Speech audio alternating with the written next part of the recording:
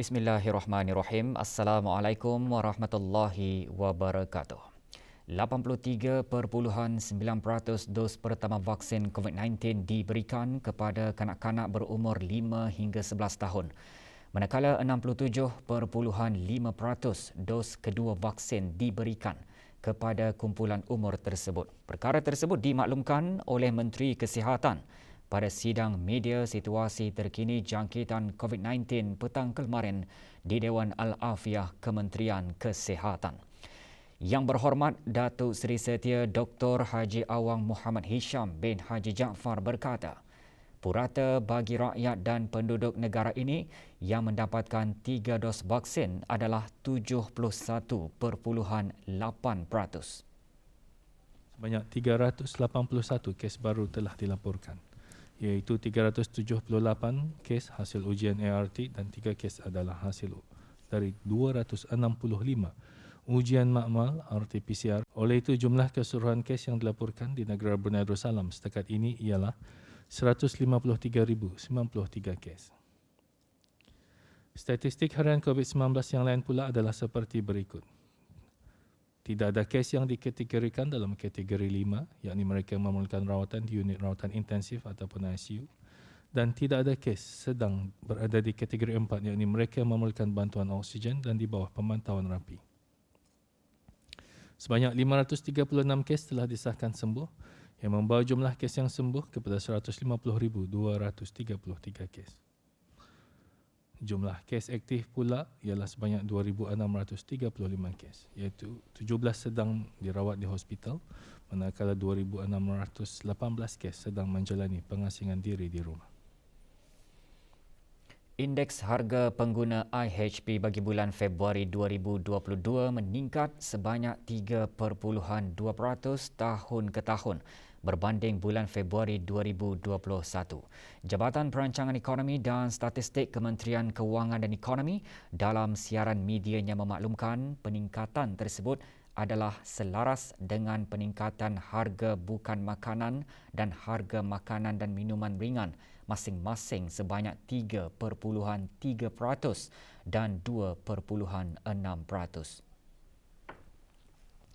Peningkatan dalam komponen bukan makanan adalah didorong oleh pelbagai barangan dan perkhidmatan, pakaian dan kasut dan pengangkutan. Kenaikan harga pelbagai barangan dan perkhidmatan adalah disebabkan oleh kenaikan harga insurans kenderaan. Manakala peningkatan dalam pakaian dan kasut adalah disebabkan oleh kenaikan harga pakaian wanita. Kenaikan harga kenderaan bermotor dan kos tiket penerbangan pula disebabkan peningkatan harga pengangkutan. Peningkatan harga makanan dan minuman ringan adalah disebabkan oleh kenaikan harga minyak masak, daging dan ikan dan makanan laut. Kenaikan harga antara lain disebabkan oleh kenaikan harga daripada negara-negara pengimport dan kekurangan bekalan. Indeks yang mencatatkan penurunan tahun ke tahun adalah perhubungan sebanyak 0.9%. Bagi perubahan bulan ke bulan, IHP bagi bulan Februari 2022 meningkat sebanyak 0.8% berbanding bulan Januari 2022. Indeks makanan dan minuman ringan dan indeks bukan makanan masing-masing meningkat sebanyak 0.8%. Laporan penuh IHP bagi bulan Februari 2022 boleh diperoleh melalui laman sesawang JPES seperti yang tertera.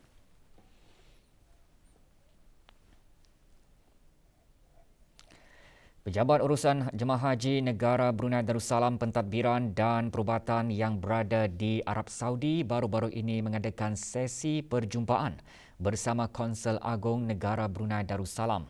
Sesi perjumpaan berlangsung di Jeddah, Arab Saudi.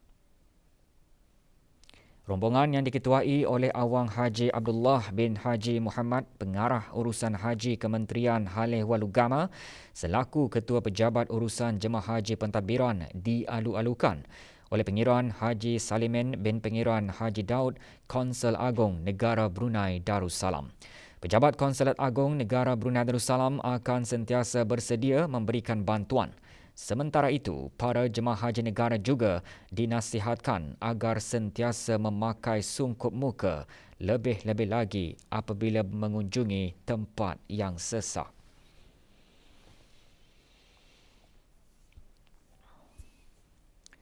Setelah 2 tahun jemaah haji negara tidak dapat melakukan ibadah haji berikutan penularan pandemik COVID-19, kini ibadah tersebut dapat ditunaikan. Kerajaan Arab Saudi telah membenarkan 1 juta jemaah haji dari dalam dan luar negara untuk melakukan rukun Islam kelima tersebut Julai ini. Pewarta RTB Azizi Ahmad melaporkan dari Madinah Al-Munawwarah. Dalam bilangan tersebut, 85% adalah jemaah luar negara, termasuk jemaah haji negara Brunei Darussalam. Dalam tempoh 2 tahun itu juga, hanya bilangan 10,000 jemaah dari dalam negara dibenarkan mengerjakan ibadah fardu tersebut. Seperti lazimnya, Kementerian Haji dan Umrah Arab Saudi menghendaki setiap negara yang menghantar jemaahnya mempunyai pejabat urusan jemaah haji, pentadbiran dan perubatan masing-masing. Alhamdulillah, perundingan bersama pihak-pihak berkenaan di Arab Saudi telah pun dibuat dan berjalan dengan baik. Perhubungan dan perundingan-perundingan selanjutnya dengan pihak-pihak berkenaan akan terus dilaksanakan. InsyaAllah, Rabbina yusahilul umur. Sama-sama kita berdoa kehadrat Allah Subhanahu Wa Taala agar kita dikurniakan taufik, hidayat dan kemudahan dalam semua urusan dan pengurusan sehingga bakal jemaah haji kita dapat berangkat ke Tanah Suci dengan lancar dan selamat. Seterusnya dapat mengerjakan ibadat haji dengan aman dan meraih haji yang mabrur. Amin ya rabbal alamin. Majlis pengundian dan pemilihan calon bagi jawatan Ketua Kampung Menunggul Mukim Kota Batu diadakan kemarin di Sekolah Rendah Nakhoda Abdul Rashid. Hadir Awang Misli bin Haji Abdul Karim, Pegawai Daerah Brunei dan Muara. 2 calon yang layak dibawa ke Majlis Pengundian dan Pemilihan Ketua Kampung Menunggul Mukim Kota Batu ialah Awang Rasli bin Taram berumur 30 tahun dan Awang Haji Ibrahim bin Haji Osman berumur 54 tahun.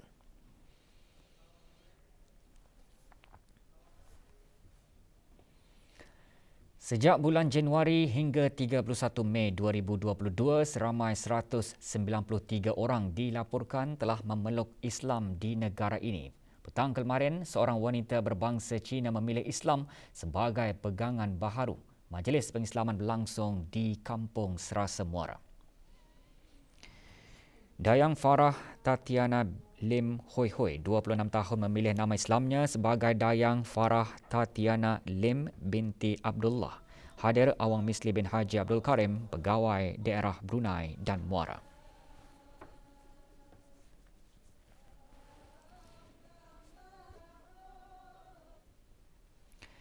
Kualiti hidup pesakit yang mengalami kegagalan buah pinggang selepas menjalani pemindahan buah pinggang adalah jauh lebih baik. Perkara tersebut antara yang dikongsikan semasa sesi wawancara mengenai program pemindahan buah pinggang di negara Brunei Darussalam.